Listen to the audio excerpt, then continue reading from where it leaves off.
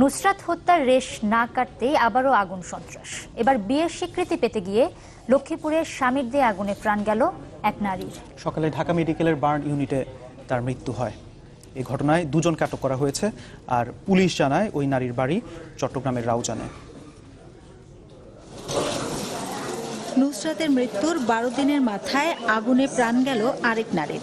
জানা যায় লক্ষ্মীপুরে গিয়ে রাউজানের মেয়ে শাহিনুর স্ত্রীর স্বীকৃতি চাইলে গায়ে কেরোসিন ঢেলে আগুন ধরিয়ে দেয় কথিত স্বামী।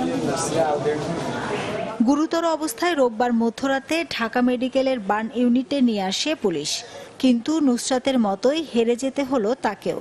সকালবেলাও আমরা ফলো আপ দিই, দেখার পর দেখা যায় যে তার স্যাচুরেশন অনেক কম ছিল এবং সম্ভবত বলা যায় যে আসলে ইনহেলেশন ইনজুরি ছিল তার। তো কিছুক্ষণ আগে রোগীটা আসলে এক্সপায়ার করে। হসনত এখন আমাদের শাহবাগ থানা ব্যবস্থা নিতে পোস্টমর্টম করে লাশ আমাদের পুলিশে নিয়ে যাবে।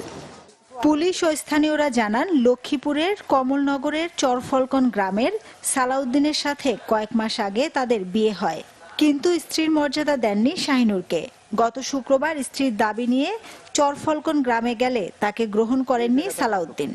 2 দিন অবস্থানের পর শাহিনুরের শরীরে কেরোসিন ঢেলে আগুন ধরিয়ে দেওয়া হয়। আমার বাগিনী লক্ষ্মীপুর গেছে, লক্ষ্মীপুর যাওয়ার সাথে ওখানে চেয়ারম্যানের সাথে যোগাযোগ করে ওখানে গ্রামে একটা আদালত করছে কালকে দুপুরে 12টার সময়। তারপর ওখান থেকে মেয়েটাকে আগুন লাগাই দিয়ে ওই ছেলেটা মারিয়ে লাইছে। ওইটা সুষ্ঠু নিয়ে বিচার চাই যেন আর কারো এই বিচার ঘটনা না হোক। ঘটনা বিস্তারিত যাচাই বাছাই করে পরবর্তীতে আইনগত ব্যবস্থা হবে। নুসরাত হত্যার প্রতিবাদে গোটা দেশ যখন সোচ্চার, তখনই এমন ঘটনা দেখল লক্ষ্মীপুরের মানুষ। মাসুদা লাবনী, চ্যানেল 24, ঢাকা।